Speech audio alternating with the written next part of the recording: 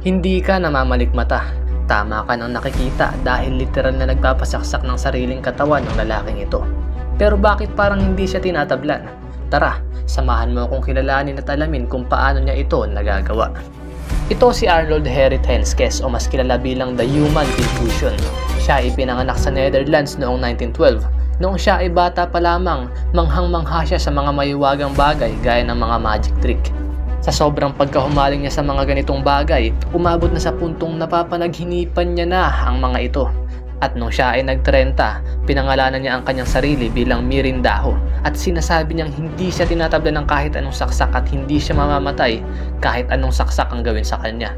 Dagdag pa niya na ang kakayahan daw niyang ito ay binigay sa kanya ng mataas na uri ng nilalang at gusto niya daw itong gamitin upang magpahayag ng peace at love sa mga tao. Pero paano niya kaya mapapahayag yun sa pamamagitan ng pagsaksak? By the way, punta naman tayo sa kanyang performance.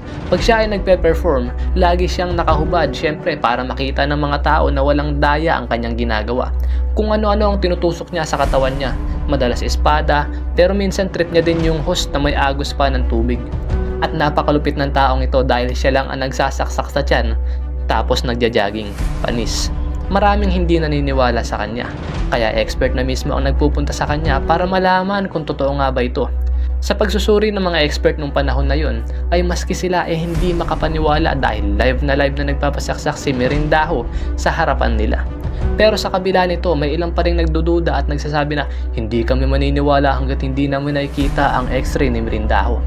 Ngayon, sa sobrang tapang ng ating bida, nagpa-x-ray nga ito habang may saksak na espada sa kanyang katawan. At pagkatapos makita ng mga eksperto ang resulta, wala na silang nagawa kundi ang maniwala dahil kitang-kita na nila na nakasaksak nga ang espada sa katawan niya. Ikaw, based sa iyong nakita at narinig, naniniwala ka ba na hindi talaga kayang patayin ng saksak si Mirindaho? Paki-comment naman sa baba ang opinion mo. Marami nagsasabi na totoo nga daw ito pero ang opinyon ng ating mga modernong doktor at piercing expert ay taliwas sa paniniwala ng karamihan. Naniniwala sila na totoo nga nagpapasaksak ng sariling katawan si Mirindaho pero hindi sila naniniwala na hindi siya kayang patayin ng saksak. Ganito ang tingin nilang trick sa likod ng ginagawa ni Mirindaho.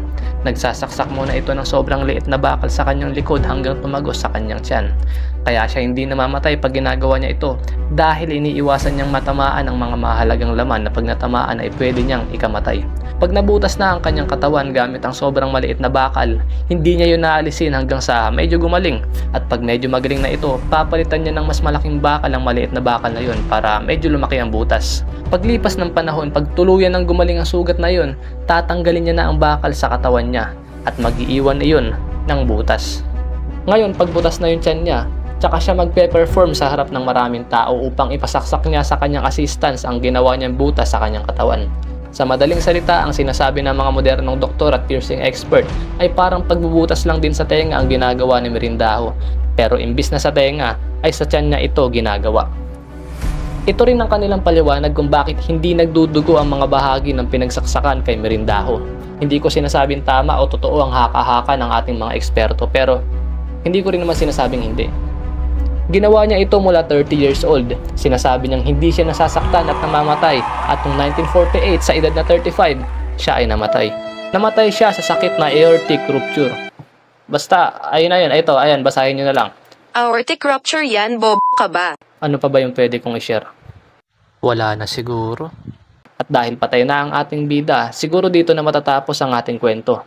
Ayun lamang mga kapatid at sana nag-enjoy ka sa pakikinig ngayong araw. Paalam!